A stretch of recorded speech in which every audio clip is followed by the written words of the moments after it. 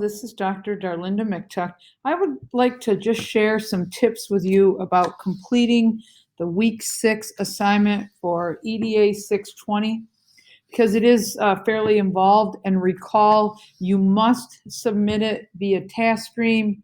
There is not a Dropbox for this one in the course, so you'll notice the only thing that you can do is submit it via task stream. So please remember that. Okay, so when you come into the course homepage, go ahead and, just as you always do, click on content. When that opens up, just go ahead, go to week 6. Now, when you come in here, you're going to find an article. I would recommend that you click on that article and read through that because it does describe evaluations that help teachers learn, which is really your objective with doing an evaluation, is to really help the teacher learn.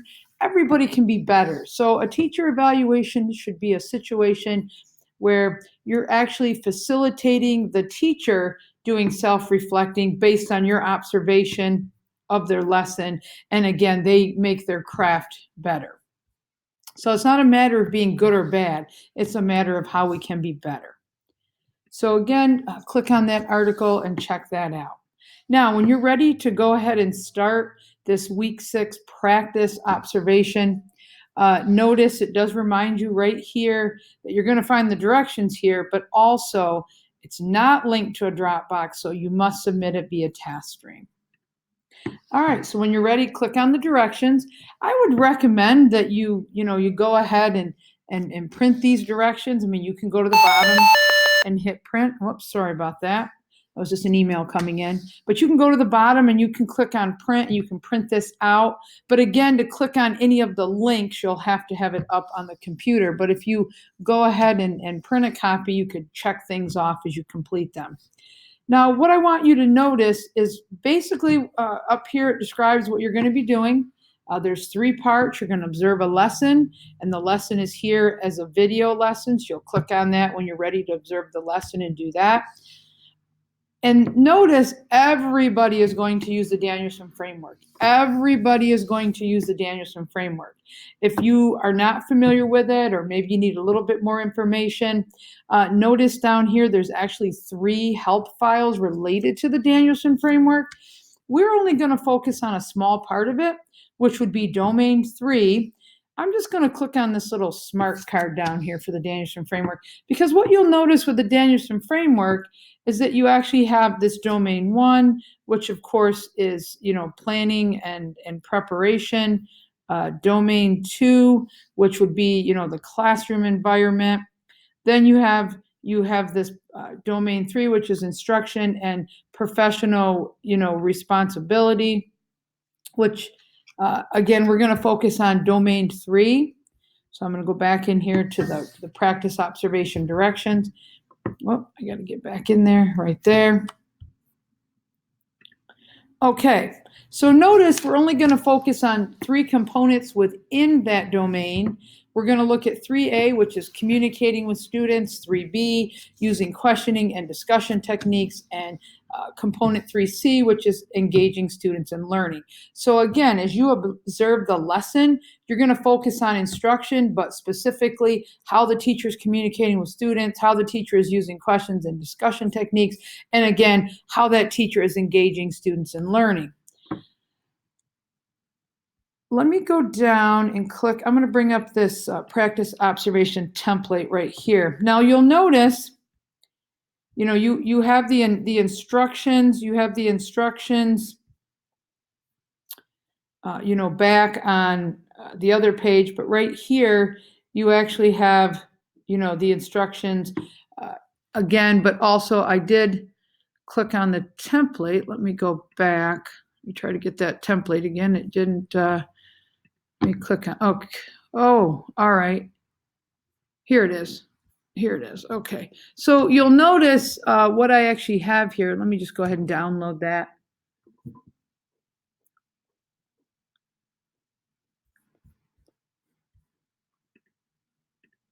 So we'll go ahead and open that up.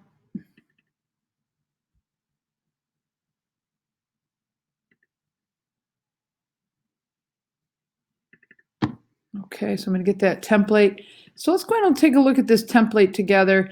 Now, what you're going to do is you'll start the video, you'll start watching the lesson. Notice you're going to record teacher and student evidence. You have the left-hand side is teacher, the right-hand side is students. Notice you're only recording what you see and hear. So you're simply scripting. What are the students doing? What are the students saying? So for example, you could record over here on the left, teacher asked a question, and you could even quote the question that the teacher asked. And then over here on the right-hand side, you could say 3 students raised their hands. So again, only what you're seeing and hearing. That's the evidence. Now, go ahead and record the evidence. As you're recording it, you need a timestamp. And of course, with a timestamp, it gives you a little tip up here. As you're watching the video, if you hover your mouse on it, it'll tell you the timestamps. You could record that there. Then what you're going to do, let me go back over. You're going to actually you're going to label the evidence with the Danielson component. So what do I mean by that? What do I mean? I'm going to bring back up the smart card again. What you'll notice, for example, with domain 3, if you record evidence that has to do with communicating with students, you'd label it 3A. If you have evidence that has to do with using questioning and discussion techniques, you'd label it with 3B. If you have evidence that is related to 3C, engaging students in learning, you'll label it with 3C. Now, you'll notice on that template, if you don't have evidence that is connected to any of those 3 components, then you label it NA, okay? So let me go back and get there it is, our template. So again, you'll record what you see and hear from the teacher, from the student, record the timestamp, and then I'll label it with the Danielson component. Then what happens, you get to part 2. Now part 2, notice it says rubric items for instruction. So again, it's the domain 3 components, that 3A, 3B, 3C. So you would go ahead and type component 3A. Now notice it says rating level, name and description from the rubric. Include collected evidence from lesson to support rating level. So what does that look like? Let's go back over here. Let's drop that down. So let's say, actually, I'm going to get a little bit more information here about the rubric. So I'm going to go back over here, just going to go back in and pick out I'm going to go to domain 3 here, because remember you have 3 Danielson help files. I'm going to click on domain 3. So when I get to that part, you'll notice that what I can actually do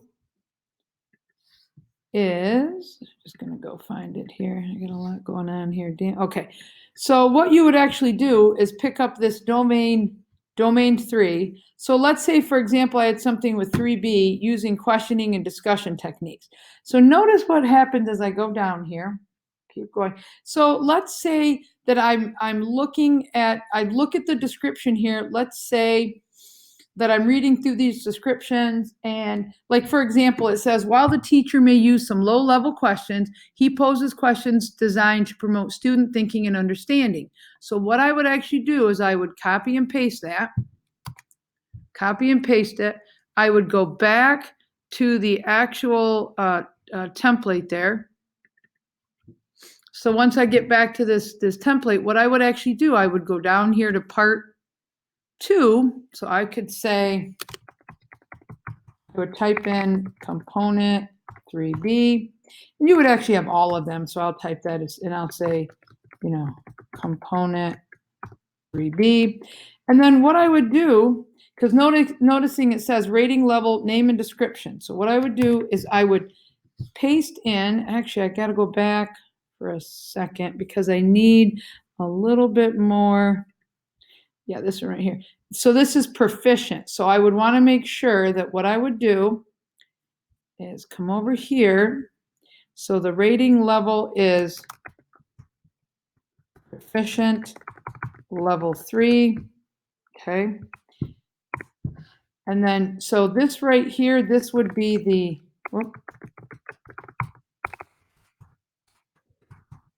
rating level. So this would be you typing it in. This would be the description from rubric.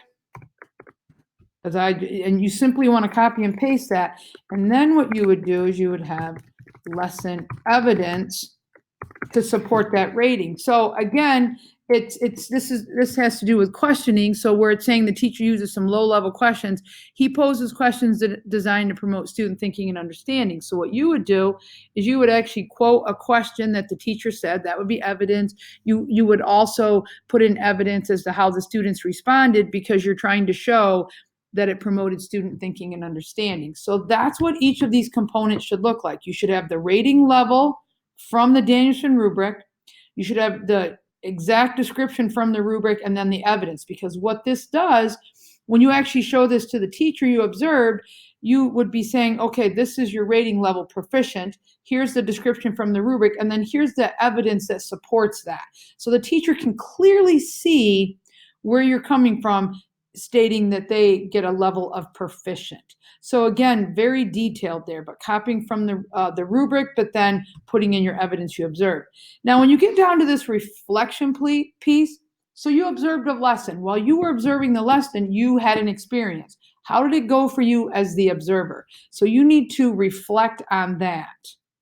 Then what you have, you must come down to part 3, describe 2 areas of strength. And again, it's based all on those 3 components: communicating with students, using questioning and discussion techniques, engaging students in learning. So where were 2 areas of strength? Where were 2 areas of focus? Then notice you must write a reflection question for each area of focus. And then coming down to 4, based on those 2 areas of focus and reflection questions, you must give that teacher 2 research-based instructional suggestions or next steps. So you must actually find whatever you decide is area of focus. You write the reflection question, then you must have a research-based strategy to help the teacher with that. And then again, remember, you must turn this into TaskStream. So once you have filled out your template and submitted it to TaskStream, then you are all set. So if you have any questions or any concerns about how to do this activity, please contact me via the Remind app or email, and I will be happy to help you.